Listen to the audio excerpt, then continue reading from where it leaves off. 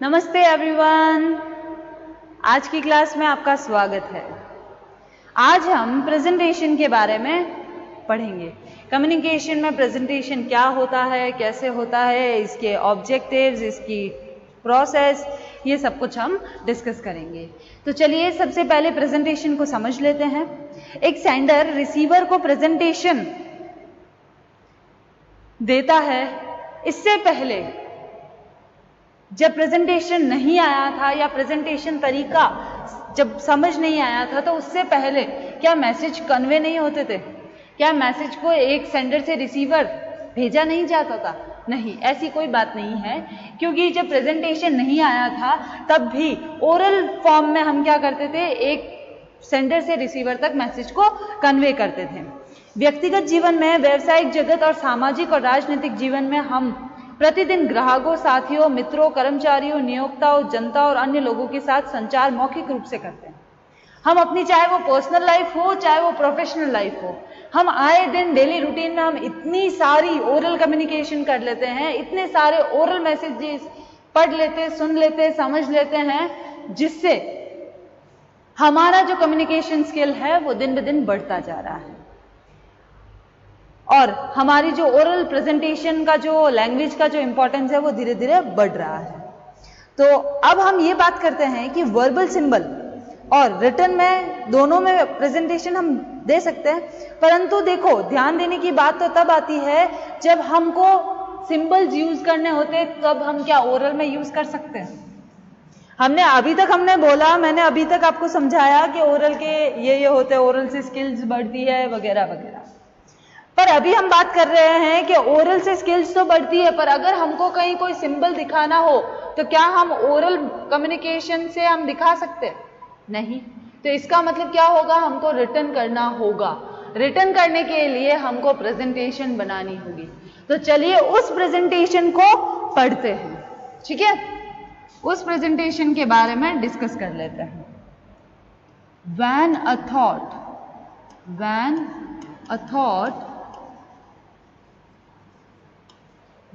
a thought is converted into an oral symbol,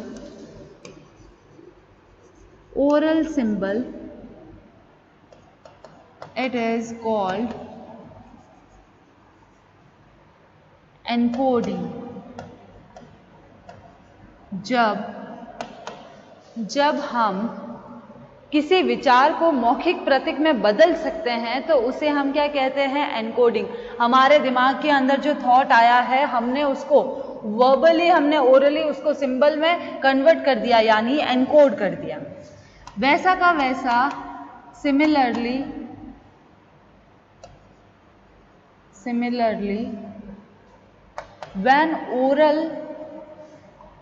when an oral word is converted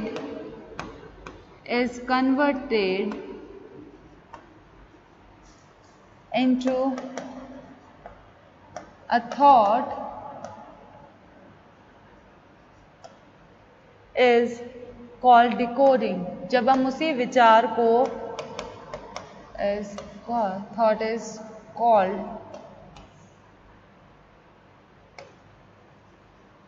decoding, ठीक है? For effective communication, it is necessary that the process of encoding and decoding are coordinated। यानी कि एक प्रभावशाली संचार के लिए यह आवश्यक है कि संकेत वाचन प्रक्रिया को एक दूसरे से, और एनकोडिंग और डिकोडिंग का एक दूसरे के साथ तालमेल हो, ठीक है? अगर तालमेल होगा तो हम उसको, जब भी हम रिटर्न में उसको हम कन्वर्ट करेंगे तो हमारा क्या होगा, हम प्रेजेंटेशन के फॉर्म में पेश कर सकते हैं। तो आगे हम, इसी के आगे हम लिखते हैं, for effective communication.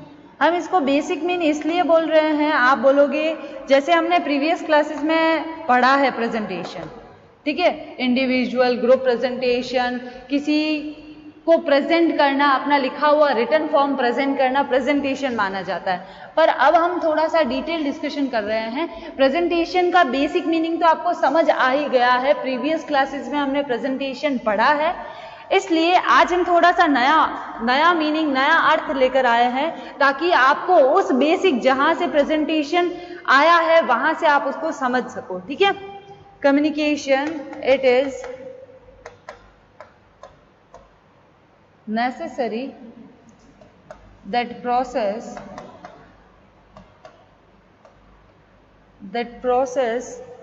of encoding and decoding, आप प्रेजेंट करने का जो भी तरीका है आपका, आपको एनकोडिंग और डिकोडिंग में तालमेल बिठाना ही होगा।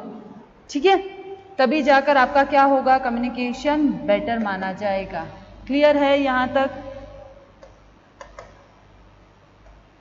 ये है हमारा प्रेजेंटेशन का बेसिक फॉर्म। क्लियर है? अब हम आगे बात करते हैं इसके ऑब्जेक्टिव्स की।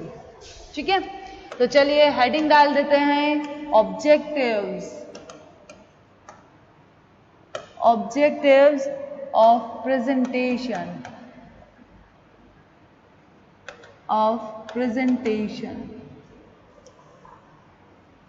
मैंने आपको बेसिक इसलिए पढ़ाया है, जो दो टॉपिक अलग अलग बताए हैं वो इसलिए बताए हैं ताकि आपको एक शॉर्ट फॉर्म भी समझ आ जाए और एक आपका डिटेल डिस्कशन, यानी अगर आपको प्रेजेंटेशन का क्वेश्चन आता है तो आप उस टॉपिक से या इस टॉपिक से, प्रेजेंटेशन एक ही टॉपिक है जिसमें से आप किसी में से भी आप अपना आंसर लिख सकते हैं।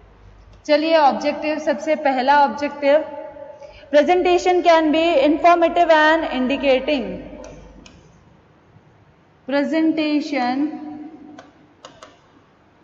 can be informative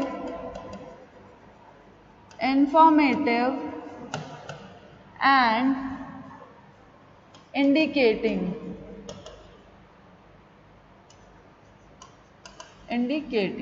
क्लियर है? सेकंड है, ये फर्स्ट देखिए, फर्स्ट हमारा है कि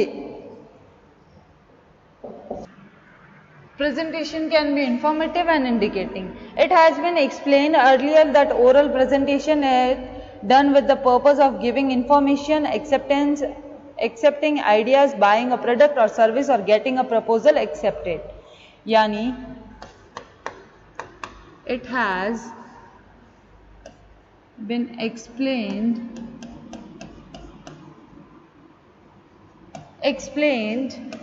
earlier that oral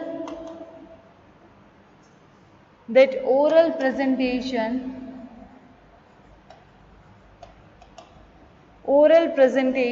is done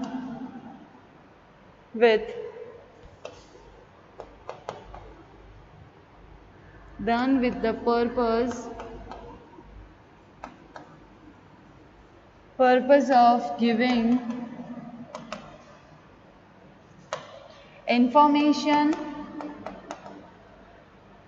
information, accepting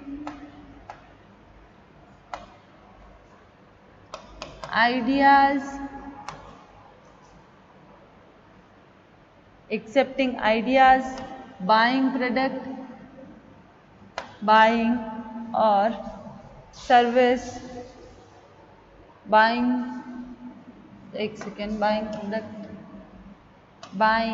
a product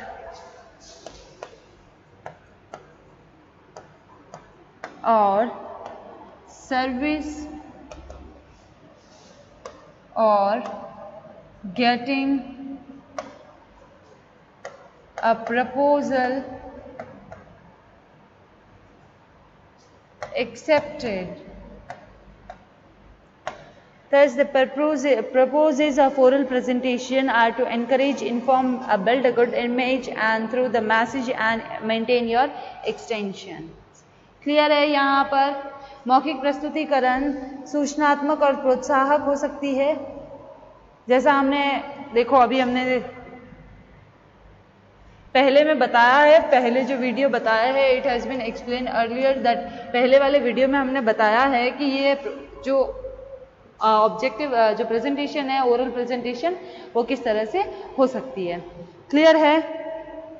अब देखिए इसके कुछ प्रेजेंटेशन में ऑब्जेक्टिव हो सकते हैं, विचार गोष्ठी, सभा, सेमिनार इत्यादि पर प्रस्तुति। प्रेजेंटेशन ऑन सेमिनार, जीडी, इन पर हो सकते हैं। फिर आपके हो सकते हैं प्रोडक्ट, और जैसा हमने लिखा देखिए, और हो सकते हैं आगे प्रेजेंटेशन ऑन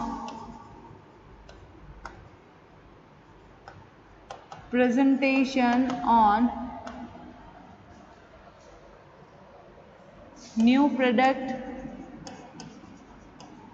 और सर्विस, न्यू प्रोडक्ट और सर्विस पर हो सकता है प्रेजेंटेशन। क्लियर है? सेकंड है आपका नेक्स्ट कि आप नए बिजनेस पर presentation on new business, presentation for new business, नए बिजनेस पर भी आप प्रेजेंटेशन बना सकते हो, प्रेजेंटेशन नए बिजनेस के लिए हो सकता है। फिर है ट्रेनिंग के लिए, ट्रेनिंग, ठीक है। एंड फिर है आपका कि आप अगर कोई भी चेंजेस या अल्टरेशन कर रहे हो तो उसके लिए भी प्रेजेंटेशन दिया जा सकता है। क्लियर है? यहाँ पर ये थे हमारे ऑब्जेक्टिव्स, ठीक है। अब हम बात करते हैं नेक्स्ट की। नेक्स्ट टॉपिक हमारा जो है process of presentation. Next topic है हमारा प्रोसेस ऑफ प्रेजेंटेशन। क्लियर है यहाँ पर? चलिए सबसे पहले प्रोसेस के कुछ जो पॉइंट्स दे रखे हैं उन पॉइंट्स पर डिस्कस कर लेते हैं। सबसे पहला जो पॉइंट है सेटिंग द ऑब्जेक्टिव्स। देखिए थोड़ा सा हाईलाइटेड कलर ले लेते हैं ताकि आपको समझ आ जाए, पढ़ने में आसानी होगी। Setting the objectives.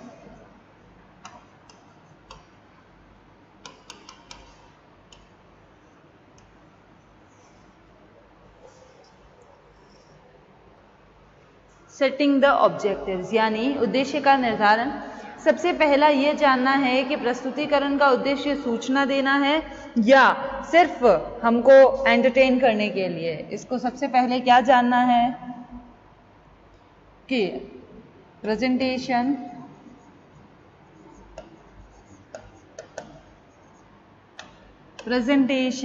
Is to give अ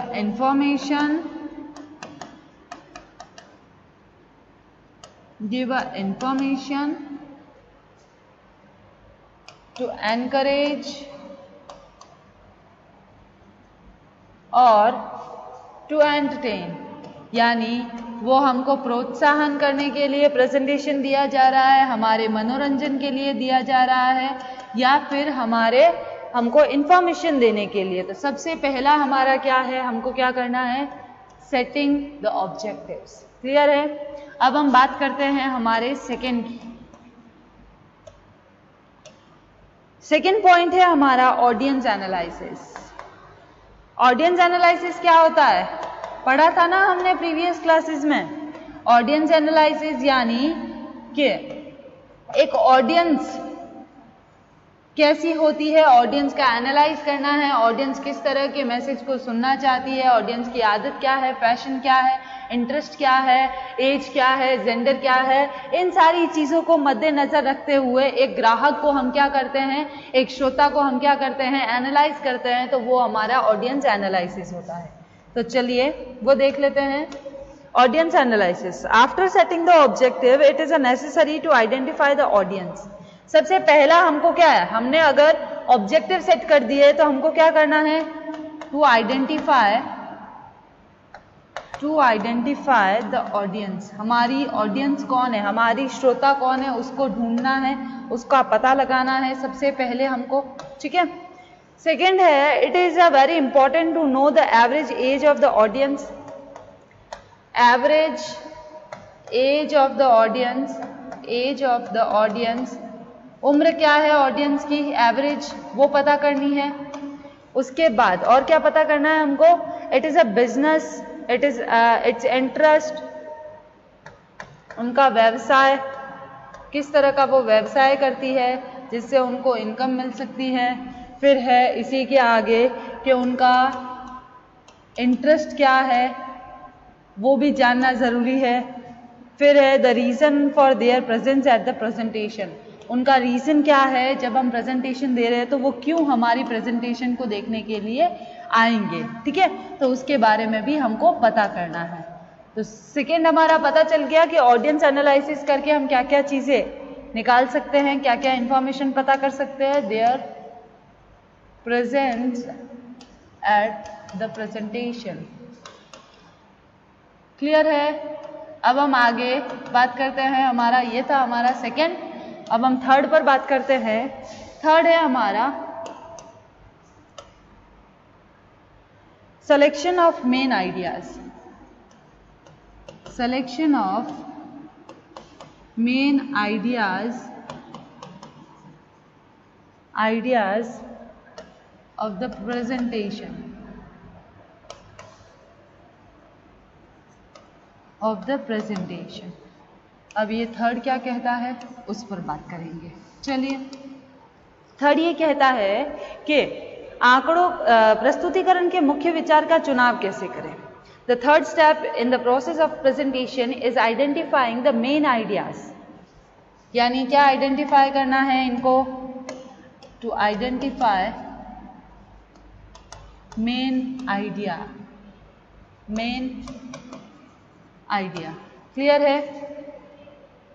फिर और क्या आइडेंटिफाई करना है इनको, then if you intend to have a special talk with the audience, it should be a set beforehand, यानी कि श्रोताओं की जो भी आपके जो विशेष बात या श्रोता के साथ करना चाहते हो उसे पहले से ही निर्धारित कर लेना चाहिए। हम जो भी बात ऑडियंस से करना चाहते हैं, it should be set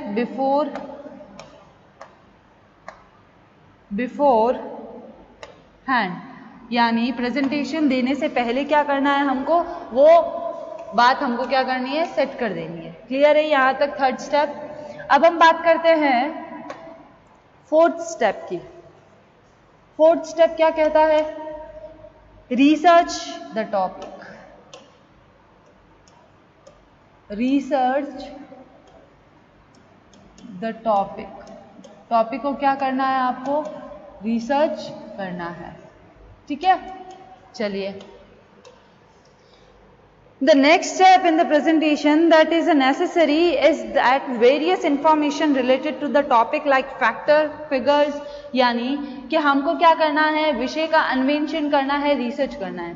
प्रस्तुतिकरण के मुख्य विचार के चुनाव के बाद यह आवश्यक है कि मुख्य विचार से संबंधित तथ्यों, आंकड़ों और सूचनाओं का संग्रह किया जाए। हमको क्या कलेक्ट करना है, सबसे पहले हमको कलेक्ट करना है फैक्टर्स, इंफॉर्मेशन कलेक्ट करनी है। उसमें इंफॉर्मेशन में क्या क्या हो सकता है, फैक्टर्स, फिगर्स, ठीक है। इस तरह की इंफॉर्मेशन हमको क्या करनी है, कलेक्ट करनी है रिसर्च से, ठीक है। फिर नेक्स्ट क्या कहता है, this topical research can be help bring new some ideas in the mind of presenter, यानी ये किस में हेल्प कर सकता है, हेल्प, ये data help bring some new ideas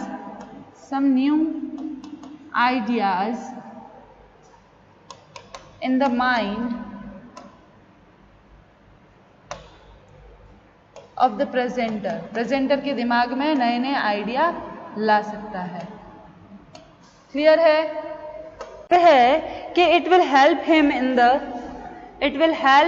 the presentation में हेल्प कर सकता है। This process of research of the topic should continue right till the beginning of the presentation, clear है? अब है आपका फोर्थ पॉइंट, फिफ्थ हो गया हमारा। फिफ्थ पॉइंट है हमारा inclusion of data and writing the draft. Inclusion of data and writing the draft.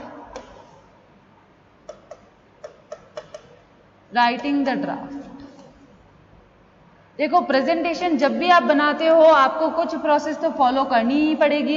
Without process you have not complete your presentation. तो फिफ्थ स्टेप हमारा जो है वो ये कहता है, when the fact and figure have been collected the first draft of the presentation should be prepared which should include the collected information.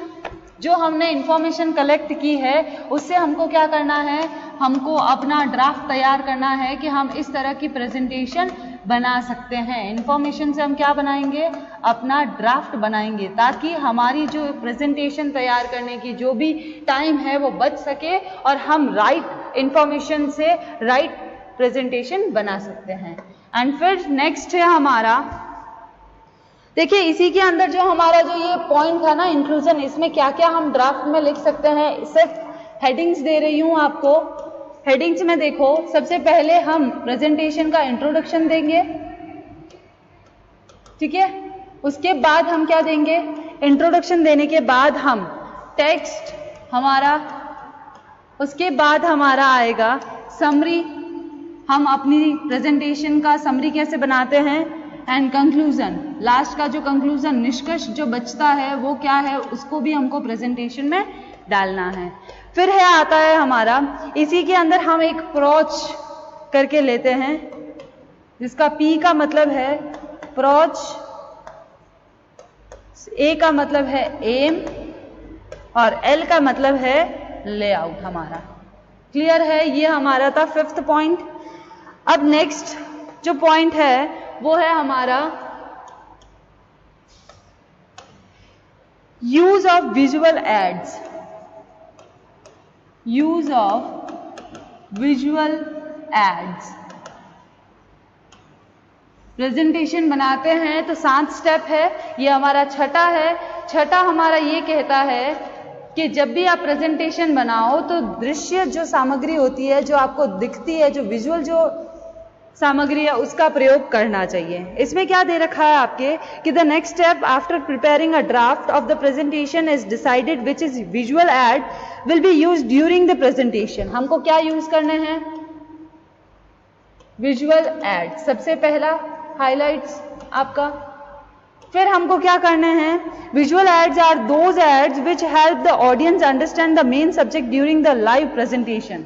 ये visual aid हम क्यों यूज करते हैं, ताकि हमारी ऑडियंस क्या कर सके, हमारी प्रेजेंटेशन को अंडरस्टैंड कर सके।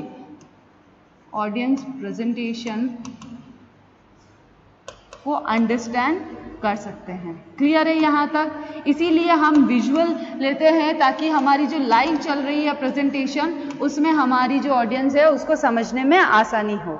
जैसे डायग्राम का ले सकते हैं हम, या फिर लीनियर जो ग्राफ होते हैं उनका ले सकते हैं, पाई चार्ट ले सकते हो आप, या फिर आपके ये देखो ये डायग्राम हो गए, इस तरह से आप ले सकते हो। ये है हमारा विजुअल एड्स। और लास्ट हमारा जो स्टेप है वो बचता है हमारा 7th स्टेप। वो कहता है कि आप जब प्रेजेंटेशन दे रहे हो तो उससे पहले आपको क्या करना है, रिहर्स करना है, रिहर्सल करनी है आपको प्रेजेंटेशन देने से पहले। चाहे कितनी भी बड़ी कंपनी हो, कितना भी बड़ा प्रेजेंटर हो, स्पीकर हो, जब भी कोई प्रेजेंटेशन देनी है तो आपको क्या करनी पड़ेगी, रिहर्सल करनी पड़ेगी। रिहर्सल का मतलब क्या है, आपका जो पर्पस है वो फिक्स होना चाहिए, उस पर्पज से हटकर आप बात नहीं करोगे, या फिर आपकी प्रेजेंटेशन जितनी भी आपने पूरी कंप्लीट की है उसको आप क्या करोगे, वापस से रिवाइज करोगे, ताकि कोई डेटा ऐसा नहीं हो जो मिसिंग हो। इस तरह के मिस्टेक से बचने के लिए हम क्या कर सकते हैं, रिहर्सल का यूज कर सकते हैं। तो rehearsal is the most important step in the our presentation process. ये थी हमारी प्रेजेंटेशन की प्रोसेस के 7 स्टेप। सबसे पहला था हमारा सेटिंग द ऑब्जेक्टिव, सेकेंड था हमारा ऑडियंस एनालिसिस, थर्ड था हमारा selection of main ideas of the presentation, next है रिसर्च द टॉपिक, फिफ्थ है inclusion of data and writing the draft, and last one है use of visual aids and rehearsal. तो आज की class हमारी यही खत्म होती है।